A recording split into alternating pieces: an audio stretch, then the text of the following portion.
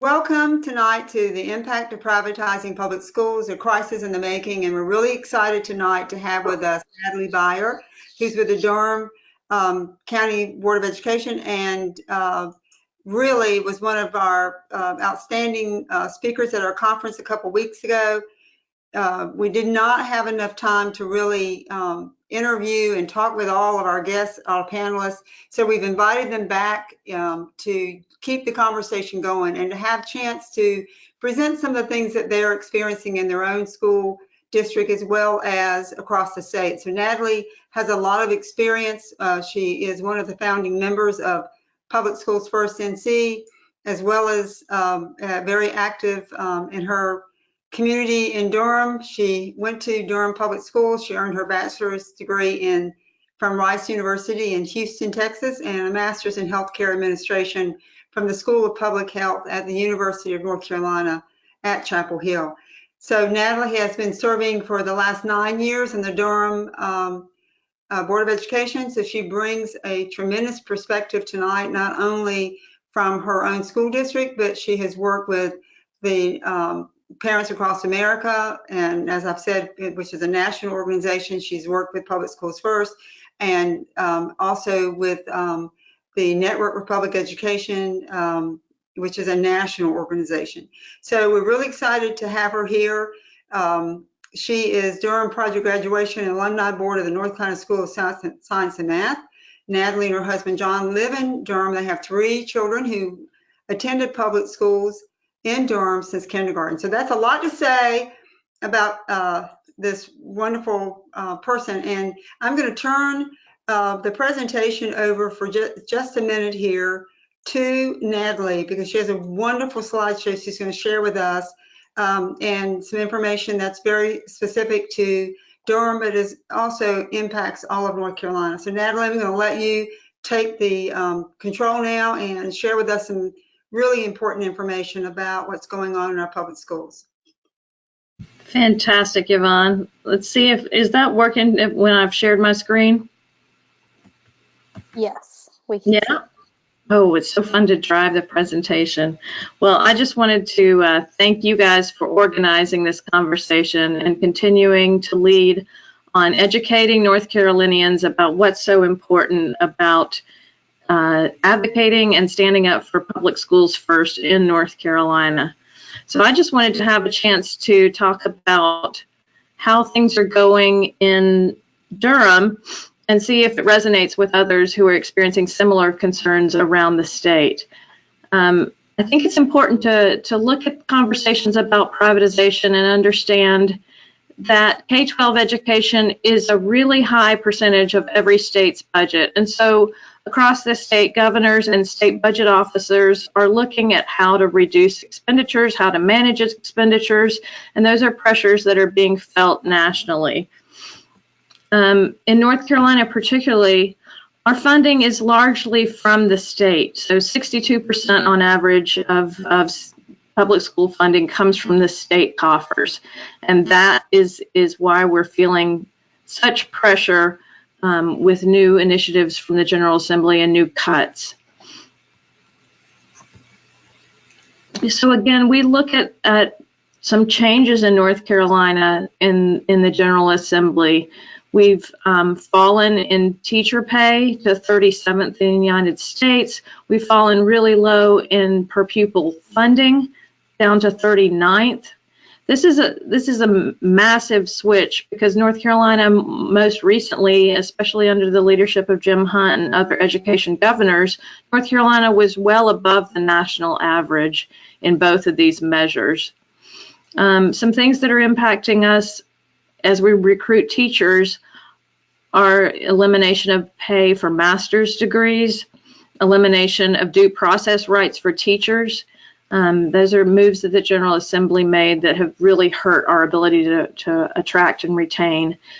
You've seen the cuts to the Teaching Fellows program. It was eliminated and then brought back more recently in a smaller, more focused program that really hasn't restored to its original merits. Again, I wanted to ask you a question about that while we're on it, because it's hard to get these slides.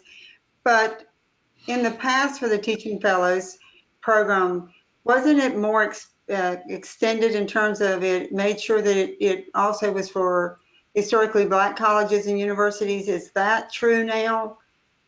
Yeah, that's been a really concerning cutback that we've seen, and it's not. I don't even think it's at North Carolina Central and other HBCUs.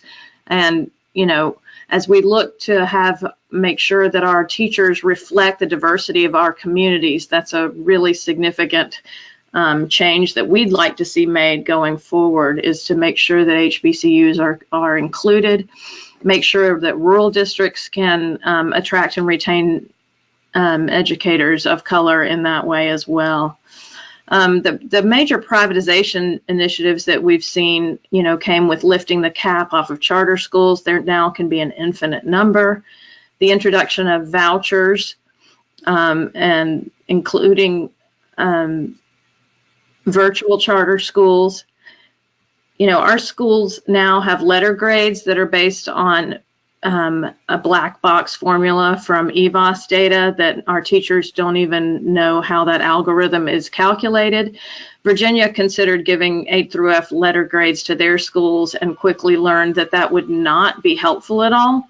And so they didn't even start doing that. It's been a mistake, and our school board believes that these letter grades need to be eliminated if we're really going to help some of our struggling schools. They make it more difficult to retain and attract teachers and principals. So Natalie, that's a good point to ask you about. So when folks ask me about, so how has that made schools look less attractive or appear to be failing, can you make that connection between how this is being used against, great teachers and great schools to shine a negative view on their performance, and how that formula is based, the 80-20? Sure. So who would want to go teach in a school where it's given a letter grade of D or F? Who would want to lead that school as a principal? And who would want to go teach there every day? Our people take those grades extremely personally, profoundly personally. And so are you going to put a first-year principal in a school that's a D or an F school? No. But is a mid-year, principal going to want to take on that challenge? No. Is someone at the end of their career going to want to go out with a D or an F school that they're challenged to try to move? No. So it's all stigma with no benefit and no extra resources to help those students. And that is entirely correlated with students living in poverty, and largely students of color, Black and brown students. It's incredibly correlated with showing us where Black and brown students living in poverty are studying. That's all that those letter grades indicate. But families that are shopping for schools will definitely look at them and try to make judgments based on them without understanding that they're largely an indicator of poverty and students of color. Thank you. That's a really important, helpful information. Well, and I look at where these ideas for education policy come from, and the older I get, the more cynical I get. I think that people need to be aware of Alec and follow the money to a lot of these policies and laws that are coming to North Carolina and across the nation. So Alec is the American Legislative Exchange Council. It is funded by private corporations. They bring lobbyists together with state lawmakers at annual meetings, and they draft model bills. And then those politicians bring those model bills back to state legislators around the country. And so you can go to sourcewatch.org and find out what North Carolina legislators have been to their meetings and are involved in Alec. But these laws are coming largely from Alec. They want to shrink investments in public education. They want to break unions nationally, and they largely want public money going to vouchers and tuition tax credits rather than funding public education as it's guaranteed in our state constitution. So also, model bills, I wanted to ask you about this because I got asked a question just yesterday. I remember, Natalie, one time when one of the voucher bills first came out, that you actually had gone and looked, I think, at Florida or maybe Arizona, and found the exact same wording almost Yep. to the bill that hit in North Carolina General Assembly. And this quote model, they had, it's like they shopped around legislatures to get them to adopt this bill and pass it locally. And so I told someone it's really incredible. It's like when you go and see these bills introduced, and they're so well written and disguised with deceptive language. Oh, yeah. Community scholarships and things like that, and we find out that they're been written by somebody else in a DC back room in a think tank, and they're passed around to legislators who are willing to take them forward. Right, and they all have great titles, you're right. I'm not sure who's reading the text, actually, if our legislators are actually reading them. But, I think the one about financial literacy that went soaring through this year was an Alec bill. I think they've workshopped things, and they figure out that no one would vote for school vouchers. But when you put words like opportunity scholarships and you work them in as a policy, particularly targeted at poor children or exceptional children, children with exceptional needs, that's how you get those policies started. And then you work later and expand those legislations and once they've made it through. So they actually go through and grade all the states on their public education on their website, and they give North Carolina actually a high ranking. We're 13th, lucky us. But here's some of their ways of talking about public education. The current monopolistic and expensive K12 education system is failing our students, leaving them unprepared. Oh dear. And they say instead of, where'd my slides go? Sorry, I clicked the wrong button. Instead of throwing more money at the problem, it's time to let parents take back control over their children's education, allowing them to apply competitive pressure to schools and educational providers. And they love innovative parent empowering choices such as charter schools, vouchers, tax credit scholarships, homeschool, and ESAs. Now, we know that the way you make schools stronger and the way you make public services better is actually by investing in them. This notion of competition and free market forces has never helped things be better. That's just false narrative about public education. And I would add that when 70% of our voters and our taxpayers are not in the public school system, when you read that kind of narrative with those kind of terms, we're not preparing them for college, we're not preparing them for careers, they are throwing money away at the problem. So it could be easy to see how the public, the general public, that doesn't have kids actually succeeding or attending and involved in schools or PTA or sports programs where they're seeing the great benefits, you can see how this could really swing and sway people to vote for folks who are saying these kind of things. Right. But when you poll people and you ask them, Gallup does it every year, how's your kid's school doing? They'll give it an A or a B. Yeah, but if you ask them about the systems and other broader questions, it's all how you ask the question, then you get different answers. I'm concerned, that this narrative is really built primarily to move money out of the public sector. It's built to support their ideology.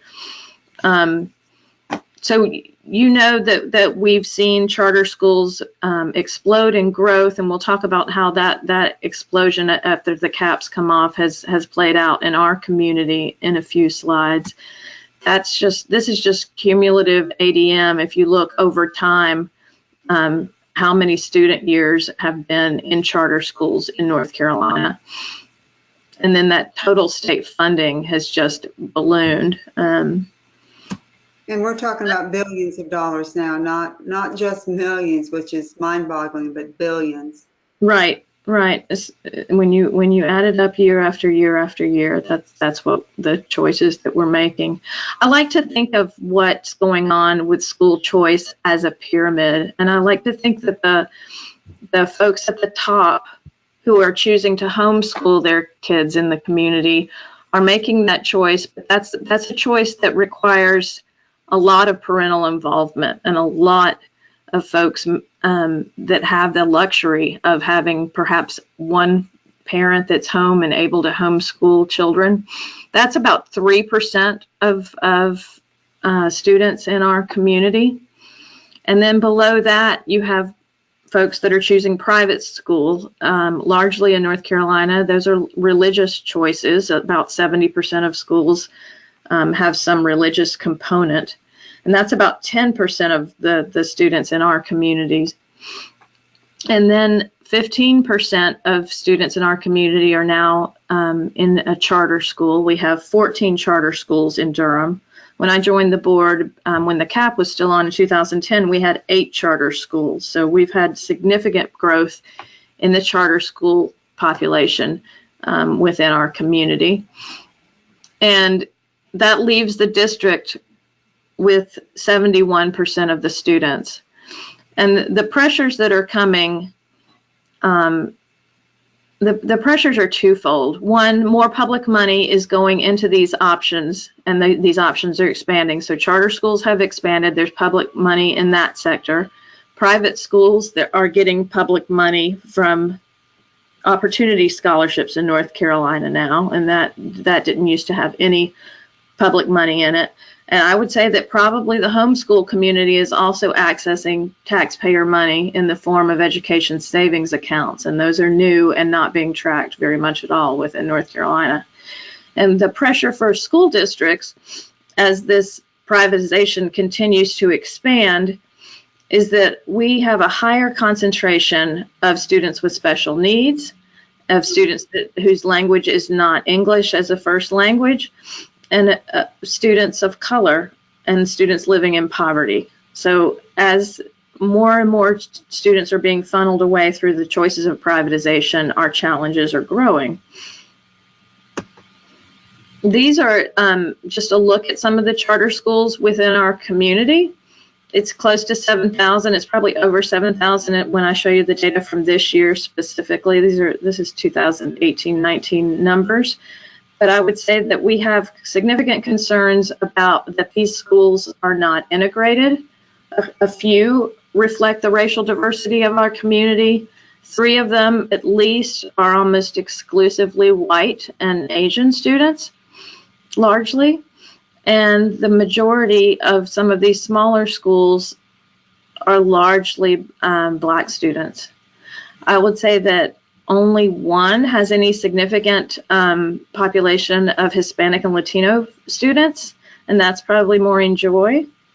But the rest, I don't think, translate their materials into Spanish and actively recruit, and that is a significant portion of our school community. We have 32% of our students are Hispanic and Latino now in Durham, so they're really not purposely trying to recruit into that community and serve those students.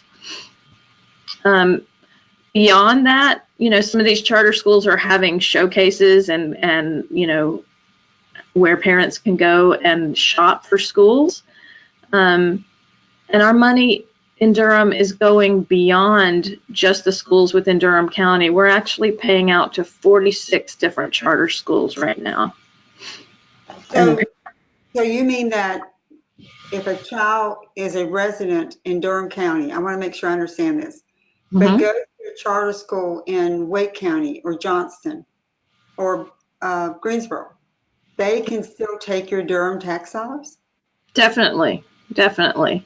So Durham tax money, local money, follows the child, and you could see complicated situations where one parent, where there's a divorce or there's a 2-parent family where one residence is in one, Alamance County and one is in Durham. Parents will shop around, and that local tax dollar follows that student. Yeah. 46 different schools. It's astounding. And our accounting folks have to spend a large portion of time. Actually, we don't send the money on an annual basis. We break it out and send it month by month. And they are calling and verifying that those students are still enrolled, because we're not going to send local money without that student actually being enrolled in those schools. But they are in 46 different schools. Wow. Our local money, we're up to, this is our most recent information from our accountants, over 7,244 students. Our local funding in Durham is high, which is what has always attracted these charter schools. They know that they can get more money per pupil here than they can in Wake, for instance. So they'll locate on our side of the county line. And it's nearly $27 million in local funding that is going to these schools. Wow. Yep. And so when you look at that column on the right, 18% of the funding, that means that anytime we get an additional dollar from our county commissioners, in appropriations, 18 cents of that is directly passed through to charter schools. So if we go ahead. I just want to make another point about this, because every time I hear this said by a school board member in any county, it always kind of stuns me for a few minutes, because I'm thinking about how hard it is to raise local funds. I'm thinking about in Wake County, where I live, the annual event between the commissioners and the school board and the parents and the principals and the teachers to settle on that budget and to fight for those extra tax increases and to keep our teachers and blah, blah, blah. So you're saying that charter schools don't do any of that. They don't have to be involved in gathering the money, but they get to benefit from it, even if they're not offering some of the programs. Right. And we don't see charter leaders coming out to those conversations, but they certainly do benefit if we're able to convince our commissioners to raise our funding, our local funding. They certainly benefit from our advocacy on behalf of all students. It's also incredibly difficult to plan. I would say that our finance folks have told us that just planning and knowing where we should situate schools and where we need new construction and where we have growth in the county and things like that, we're trying to track these students back to where they would live, because we want to be prepared for them. If these schools ever shut down, we'll need to welcome these students back. So there's 7,000 students out there that we need to kind of have a plan and an eye to where they live so that we can serve them when they come back. And they do come back during the school year. Our schools tell us they'll come back in batches right before state testing every year in the spring. So so there's just so much movement and mobility. So the charter school then doesn't have to test them and doesn't have to take credit or blame for the test scores. Is that what you're saying? So we'll anecdotally hear stories of either you're about to get a long-term suspension, or this might be a good time for you to go back to your base school. We'll hear, before testing, we think we can't serve you anymore. Go, head on back to your base school. And we always welcome those students back, but we certainly haven't had them and been able to provide instruction for them during the year, but their testing, goes into our testing as well. We have another charter school proposed. It's another National Heritage Academy school. It's nothing, from reading through their charter application, it doesn't look unique. It doesn't look innovative. It doesn't look different other than it's a K-8 school. Our district and our superintendent and board chair sent a letter of opposition to the Office of Charter Schools, and we're waiting to hear back. I don't think that we will hear anything, but we'd like to make our voice heard. We think that the state law that used to have an impact statement from local education authorities was actually better policy, so we will continue to try to speak our voice and let people know before these schools try to open in our community. I thought this was interesting. I just happened to find this on Ballotopedia today. But, when we think of how many students are in charter schools in other states in the South. North Carolina is really an outlier, and this data is actually from 2016, so I'm sure it's gone up, but we're beyond South Carolina, Tennessee, and way beyond Virginia on this privatization work. I always think that people are confused and thinking that charter schools are better. And I love this from Chris Nordstrom, showing the green line of traditional public schools and how we're outperforming charter schools over time on the meeting or exceeding growth metric that is so important. It really is a metric that it reflects whether students are gaining at least a year of educational growth in a year, and traditional public schools across the state of North Carolina are really outpacing charter schools. So I think there's just a lot of false information about charter schools. So, can I ask you a question quickly, Natalie? Sure. About when we look at this, when we know that when charter schools started in North Carolina, it was proposed by teachers who wanted some freedom from all the rules and regulations to try a different mode of instruction, to vary their calendar, to vary how they presented the information, to really try to have a little experiment, if you would, to see if they could improve techniques and vary the variables, to see if, like a research project, if there's a way to improve instruction. So and the bill was written, as you mentioned, to be something that was not only innovative and creative and effective, but something that could be then lessons learned to pass on to other schools to improve instruction. So I think not only is that really important in your comment earlier about these charter schools that are opening when they don't even have that as a goal, but this chart is stunning. So, after all the flexibility they've gotten, they don't have to have, all their teachers don't have to be certified. They can have their calendar flexibility. They can pay what they want. They can vary the class size. They can decide exactly what to teach. Well, and we don't see any outperformance.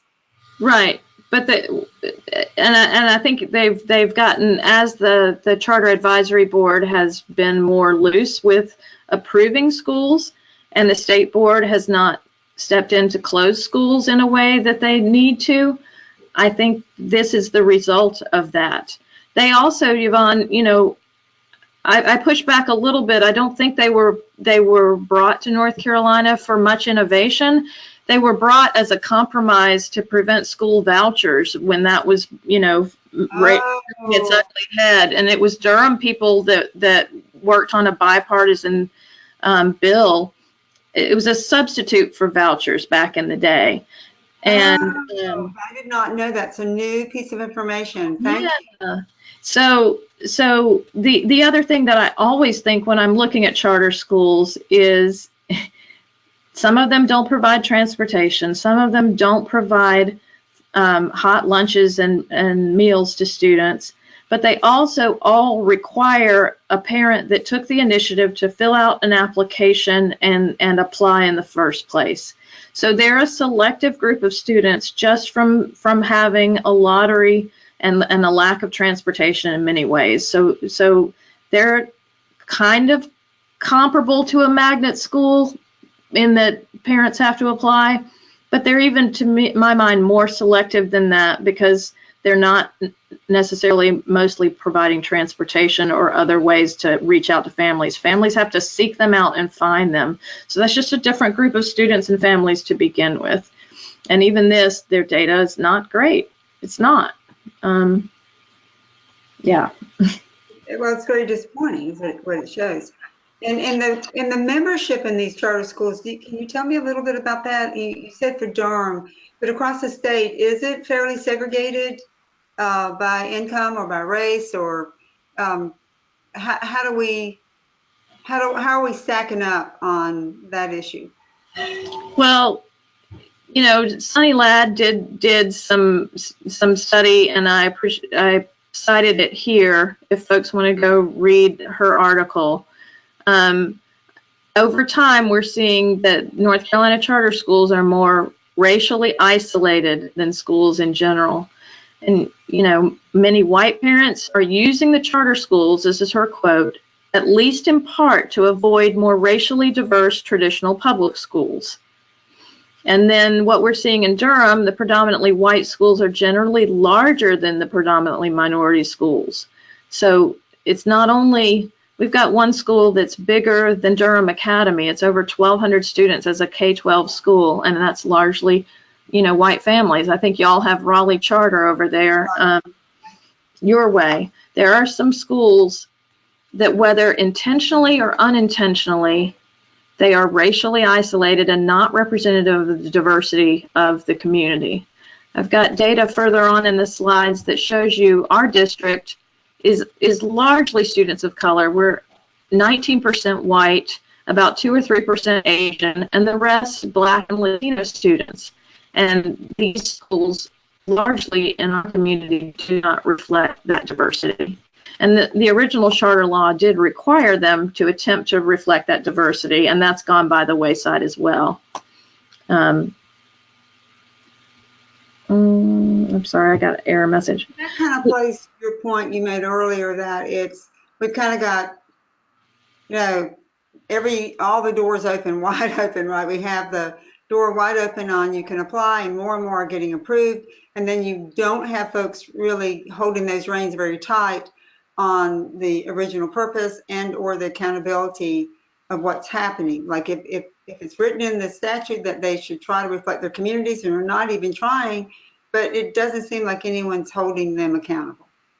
Well, they're held very loosely accountable, and I like to say that they're publicly financed and privately managed. I mean, they really can make choices, you know, to pick their students, and some of them are doing that. Some are actually trying to make sure. We have one in Durham that has gotten approval from the state board to have more racial diversity in their school. And, you know, I applaud them for that effort. They realize that their school is whiter than our community, and that people are driving over from Orange County to be in that school.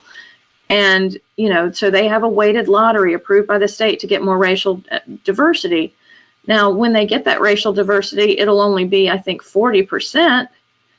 And I mean, maybe it's a socioeconomic, but I mean, their level that they're trying to get to is 40%, which still doesn't reflect our district, but it is at least a step in the right direction. That, you know, are they harming traditional public schools? Sunny Ladd also did a paper on this last year, and her working study found that they cost the school district between $500 and $700 a student, and creating an additional $16 million total burden on Durham Public Schools.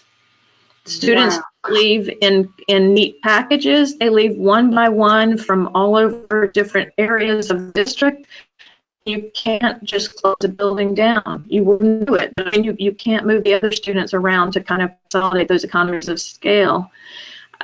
Yvonne, I like to think back to North Carolina, and when we did school district mergers, we merged together separate and unequal city and county schools in our community and most communities across the state. That effort was led to achieve economies of scale, but it was led by the Republican governor. I mean, but now we've fragmented communities back again with these separate and unequal kind of semi-public schools in our communities. That is an excellent point that I appreciate you making, because I remember that there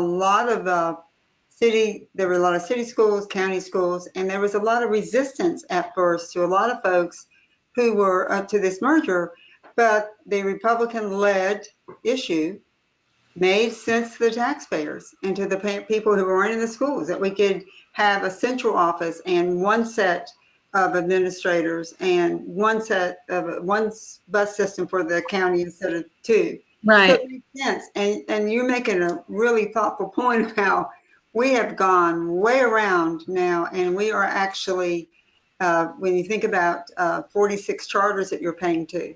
So you're like support. That's amazing that it's broken down now to that small level of administration. Well, and I'll say one thing that I'm proud that our county commissioners have done that I think other county commissioners should do is that's county money, and they've tried to hold them accountable. They have an annual meeting where they call the charter school directors to report publicly on some of the concerns about how things are going, you know, how their student achievement data is, how they're racially isolated, you know, really have them bring that data in a public space where taxpayers can come and hear and ask questions and make public comment. And I think that's one way that we're trying in Durham to wrap around this idea of following that taxpayer money and being more transparent and accountable for it. If we shift a little bit, Yvonne, to talk about vouchers, you know, let's do that. We don't, you know, I'm still convinced that vouchers would never have passed if you put them to the voters of North Carolina. When you poll people, 70% of people nationwide just oppose spending taxpayer money, particularly on religious schools. And this explosion in North Carolina, this inclusion of vouchers in the budget was methodical because voters wouldn't approve of it. The choice to name them opportunity scholarships was deliberate and deceptive. The decision to put the state education authority in charge of them rather than the Department of Public Instruction was deliberate and deceptive. And so you've seen these explode. I had them pull, you see how many of the schools that are receiving these vouchers are largely religious schools, and that is growing over time. And I'm concerned more and more that we're propping up, you know, churches with public taxpayer money. So there's 12,000 students receiving vouchers in North Carolina right now, and 447 different schools. In Durham, we ranked 7th in the list of the most vouchers. 397 students are receiving vouchers. And you've seen the income families up and up, so that more and more students who probably were already attending these private schools are now accessing these vouchers for their children. I don't think this is very easy to, yeah, go ahead.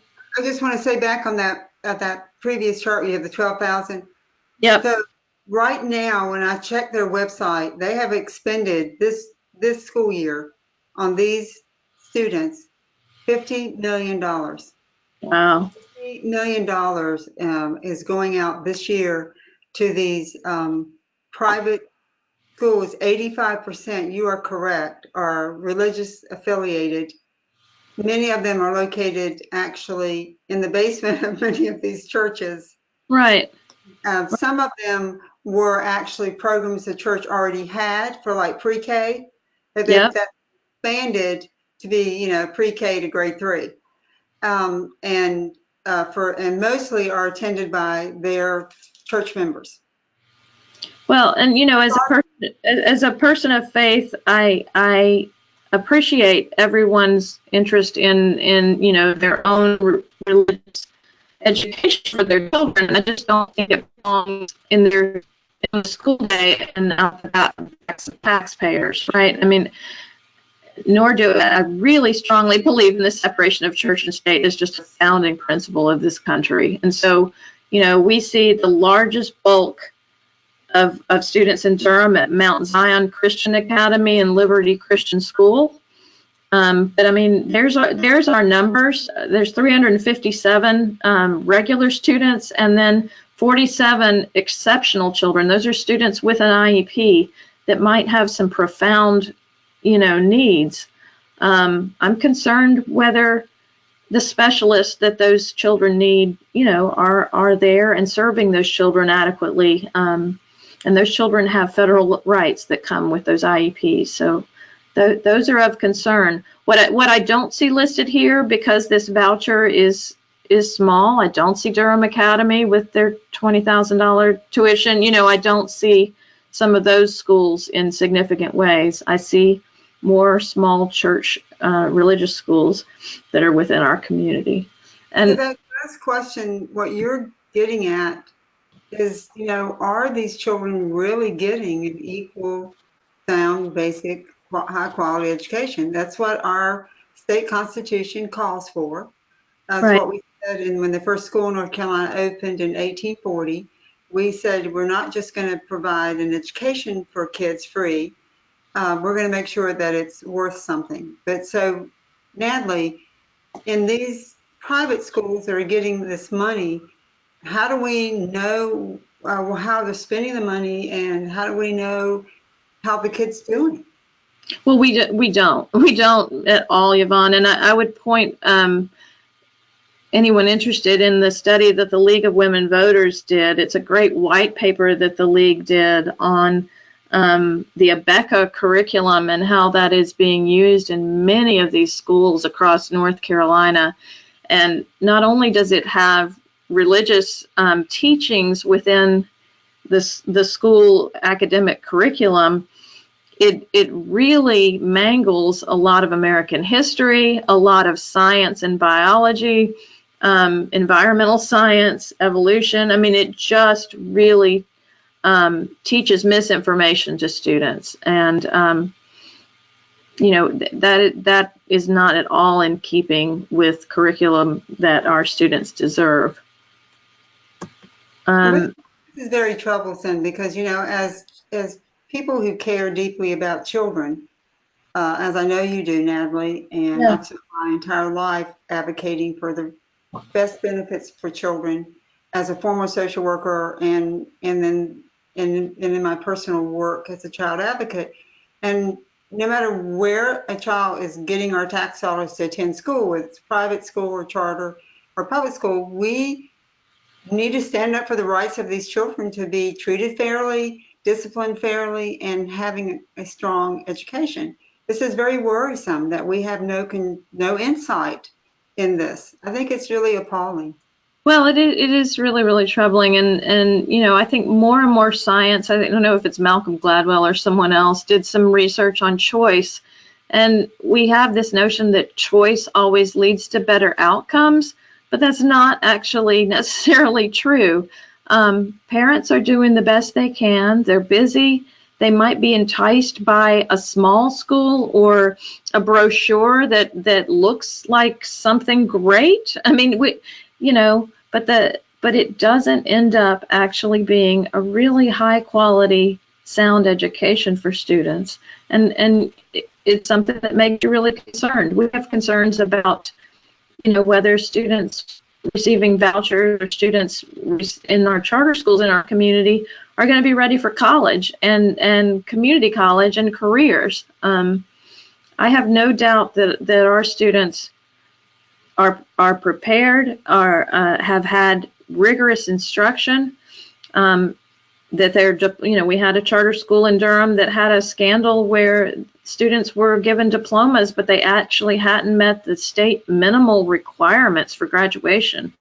And I mean, the state only requires 22 credits for graduation. Our students can get 32 in a block, schedule. So our students can end up with 10 more credits hours. And these students were handed diplomas that weren't valid and didn't meet the minimal requirements. That's alarming. Absolutely. And I think that taxpayers ought to get really interested in these kind of things too, Natalie. We understand that there are some people who aren't as interested in educational outcomes or interested in program choices or interested in how the money's spent in terms of whether it's in a private education or charter or traditional public. But it seems like our taxpayers ought to really wonder if they're getting abused in terms of economic and cost effectiveness. Are we spending our money the most cost effective way? When we divide up into all these little smaller schools with, separate administrations and separate boards, when we have no way of measuring apples and comparing apples to apples in terms of the educational setting, I just think that taxpayers ought to wake up and investigate this a little bit. I think you're right. And then there's groups that are pushing it from the other side, though, Yvonne. This is the Ed Choice website that is up and, selling people on all their different options for educational choice and how to apply for them. They're walking them through it. These are organizations that are actively pushing privatization. So, you know, I know people are aware of the Parents for Educational Freedom in North Carolina. They, last time I checked, made a lot of their, got a lot of their funding from the Walton Foundation, so the Walmart family. There's groups like John Locke and Civitas who are actively pushing, you know, privatization and school choice. Carolina Can is another group that to keep an eye on. This stuff isn't operating in a vacuum. It has deep money behind it and out-of-state money behind it. I think, you know, groups that push privatization to North Carolina as a model of how much they've been able to get through and dismantle in a short period of time. And I think it's up to us to stay vigilant and educate folks so that they can join us in retaking the General Assembly and fixing some of these laws. You know, I've had people ask before, what is privatization? And so basically I say it's the transfer, the corporate takeover of public schools, okay? That's what we really see happening. We see big business and wealthy donors and wealthy family endowments that are willing to go out of state into other states and push these notions. So some of it sounds like, Natalie, it is a belief in separate, that they don't want government involved in education. Some of it seems to be that they really believe that children need to be in a religious setting, you know, that they believe that we should do that. And some of it just seems like it's good old profit. That folks can see, oh gosh, where's the government spending a lot of money on public education? How do I make money off of that? How do I get some of that money from the government into my private business? No, it's like a small business, right? Yep. Right. And I think there's also folks on the left, Yvonne, that have been lulled by national groups that are like Democrats for Educational Reform, like TFA and others. This notion that they buy into the false narrative that schools are failing and that we have to save these poor children from their schools, and that we can reform education in a way to do education better and cheaper for these children. And it's just a false narrative, but I think there's groups on the left and the right and the libertarian in the middle that have put into it.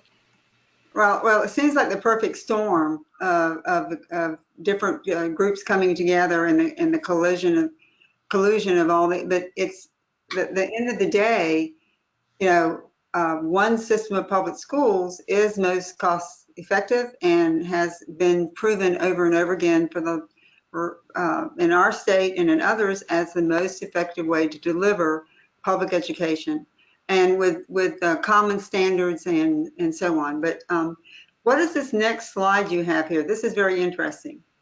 So, you know, one of the bad ideas that folks came up with in North Carolina was taken from Tennessee. We always borrow our bad ideas, it seems.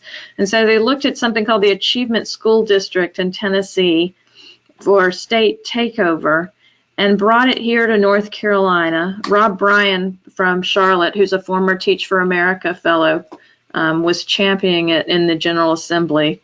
And so we see this headline even this week: the Innovation School District, schools in Wake, Durham, Cumberland among 69 struggling schools state it's considering taking over. This was Innovation School District was created in 2016. It has its own superintendent in Raleigh, and so far it has one school in Robeson County under its purview. And bless that school's heart, I'm sure the people there and the students there are working really hard. And while I don't believe in state letter grades, that school made an F and continues to struggle with the state takeover with a charter operator that's cobbled together trying to run it better from Raleigh than it was run by the local elected folks and the local principals and teachers within that community. That is a model that doesn't even make good common sense. When you just described it, you're talking about people coming from outside the community into the community, and without really, other than changing the faces of the staff, how do they expect to be effective? I mean, what's going on with in the community? Robeson County is one of the poorest counties in the nation. Poverty level there is, about 50%. Right. It has a lot of other issues that are operating, and how is this helping? Right. No. And then even looking at this list, Yvonne, of 69 struggling schools, all the state did was take the list of schools and take the bottom 5% of schools on performance metrics that they set up. And then they cut out, that they, bless their hearts, at least cut out the hospital schools and other alternative schools and didn't include them. But I mean, they've just taken the lowest cut of schools. Well, if you rank order any group of anything, there'll always be something at the bottom. That doesn't mean that they need less or need to be taken over from somebody in Raleigh that doesn't know them. It means they need more resources to help the students that are in those schools. And that's one of the examples from Durham that we're super excited about. They tried in 2016 to take over. 2 of our schools were on the list, Lakewood Elementary and Glen. And we're super excited that, Lakewood moved from an F to a C in that same period of time. We pushed back and we said, no, we will not let the state take over. We have a new principal in place who has been able to, really work with staff and figure out which staff are the right staff and which, needed to recruit some new people to join the team. We put a community school liaison in place, a person that is dedicated to working with families and getting them the resources they need.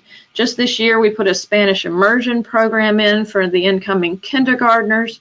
And this school reflects the rich diversity of our community. And it has been hard work. That principal would be the first to tell you that he did not do any superhero stuff. It has been his whole team coming together, working to move that school. But, it certainly is outpacing anything going on in the Innovation School District. And Innovation truly in North Carolina should be at the local level. Just to look at our district, we have 53 schools.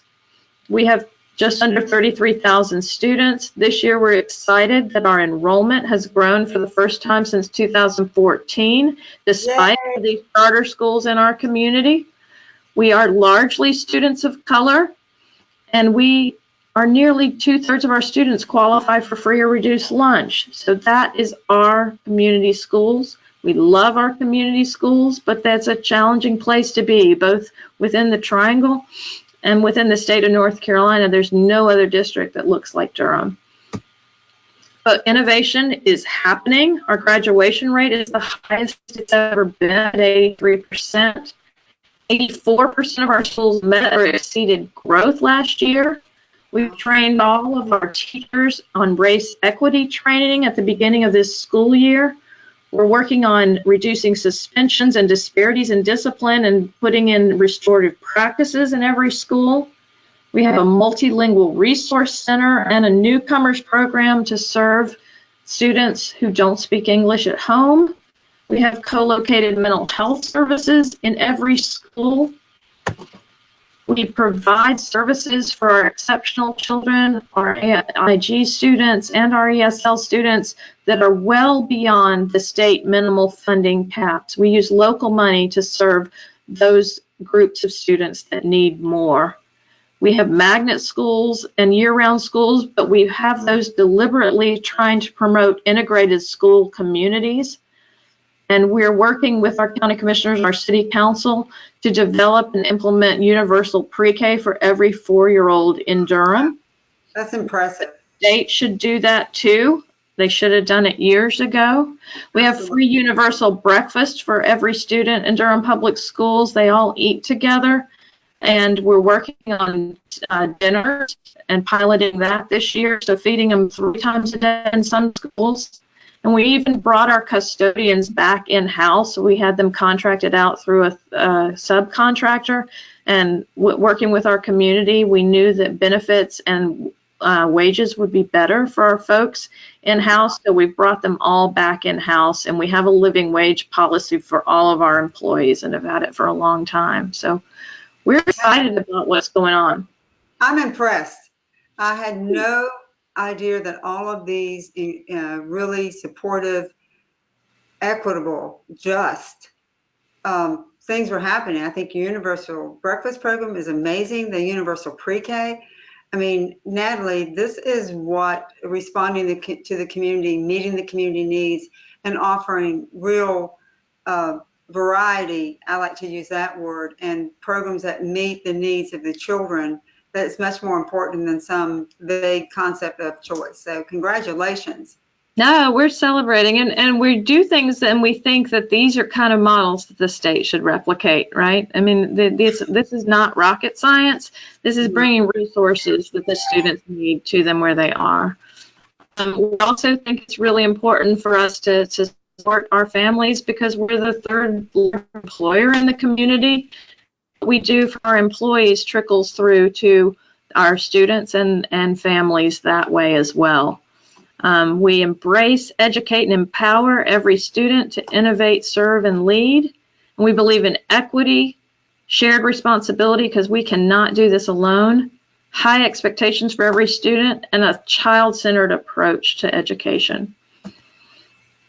And we just really believe that public education must serve the common good. We have to keep reminding North Carolinians that every student is guaranteed by our state constitution to a sound basic education, not a basic education, a sound education. And it's the foundation of our democracy, but it must serve the common good.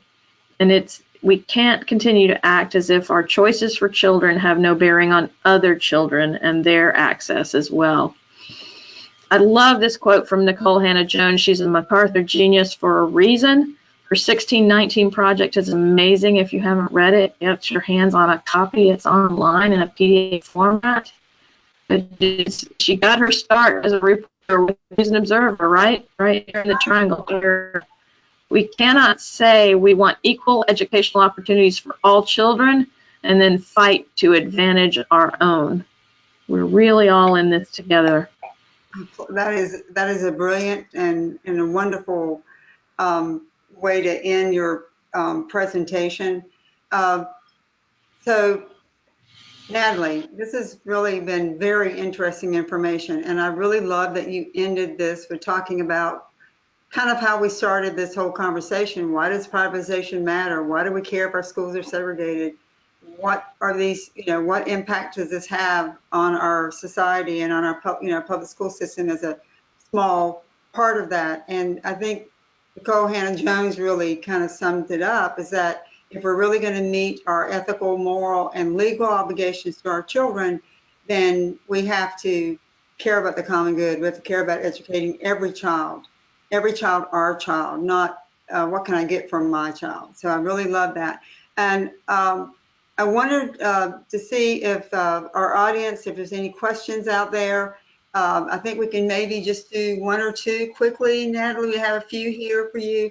And one of them is what is the most challenging issues that are facing school boards in North Carolina? You're on the school board. A lot of folks are interested in, what is your number one struggle? Is it funding? Is it keeping teachers? I'm just kind of curious. Well, I think of two things, if that's fair. I think the thing that keeps us awake at night is knowing that our pipeline of teachers is shrinking at the UNC schools of education and all of our public universities that are growing our teachers. That has shrunk dramatically. And so and our, beginning teacher pay is only $35,000. It hasn't kept up with other college degree professions. And so we worry about, will there be a pipeline of educators to be in the classroom for our children in the future or not? I worry about that a lot. And then I worry about whether they will look like our children. So we have a goal to increase our Latino educators and staff from 2% of our workforce to 10% by 2023. It's an audacious goal, but it still won't be enough. And we're going to have to start growing and training our own high school students. That's one of our strategies, because we really believe that the research is solid, that students learn best when there's representation that looks like them from the very earliest grades of their educational careers. And then for North Carolina in general, and I really do not think these are partisan issues, but we have really been hurting from having a voice in our superintendent of public instruction who actually is a believer in public education and advocating for what students need. So I think those are the two things that come to mind most there, and look forward to changing both of those.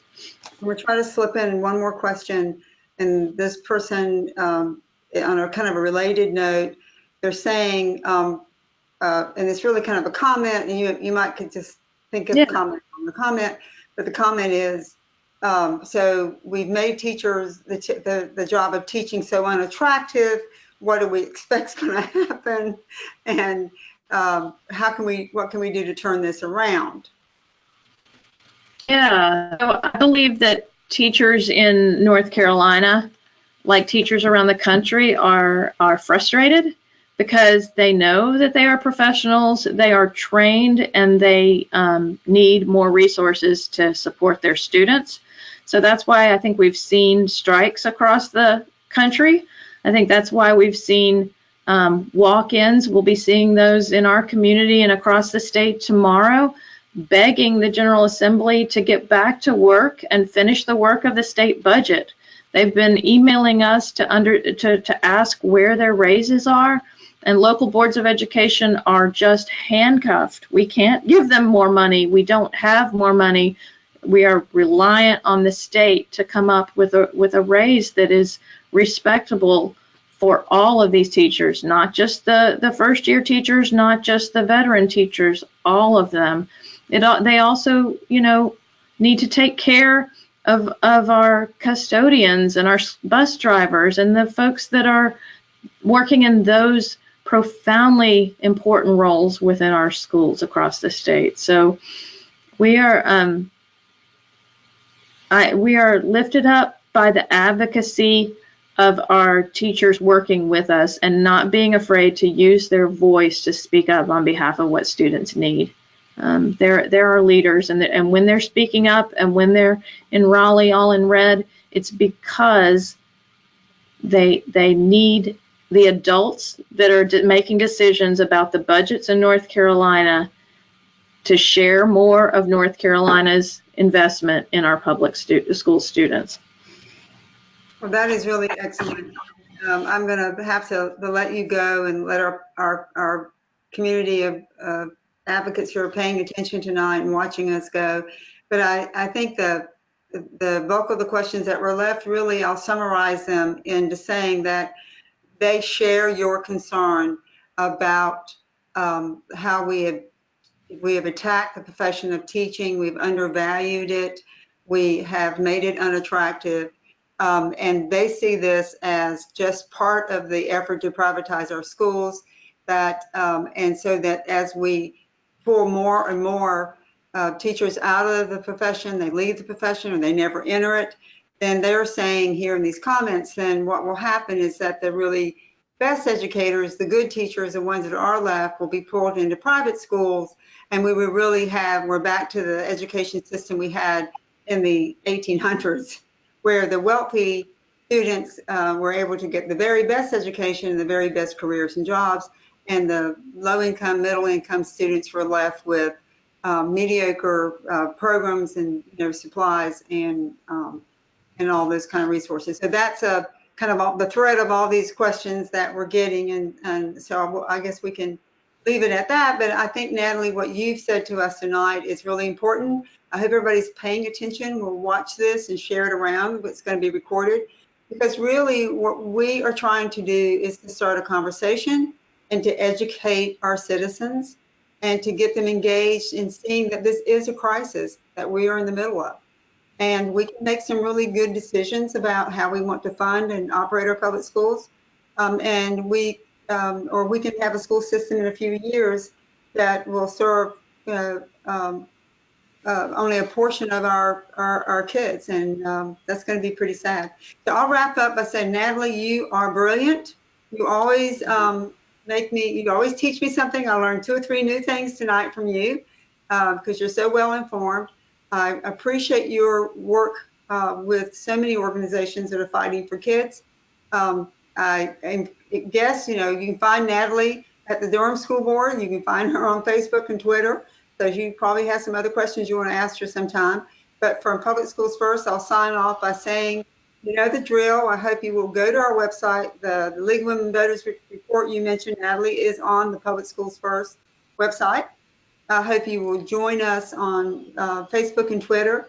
I will tell you that next week, we are going to be participating on November the 19th at 8 o'clock. Public Schools First will be part of the expert team leading a Twitter town hall on resilience and the importance of dealing with adverse childhood experiences and being able to, we are advocating for more counselors, more social workers, more support staff, nurses, counselors in our public school system. So join us on November the 19th at 8 o'clock. You can find our event on Facebook, and for a very informed conversation about the impact of adverse childhood experiences on children's ability to learn and succeed in school. Natalie, thank you. And Thank you, John. Thank you much. Thanks for all the work with Public Schools First. We appreciate you. Okay, good night, friends. Bye-bye. Bye. Bye.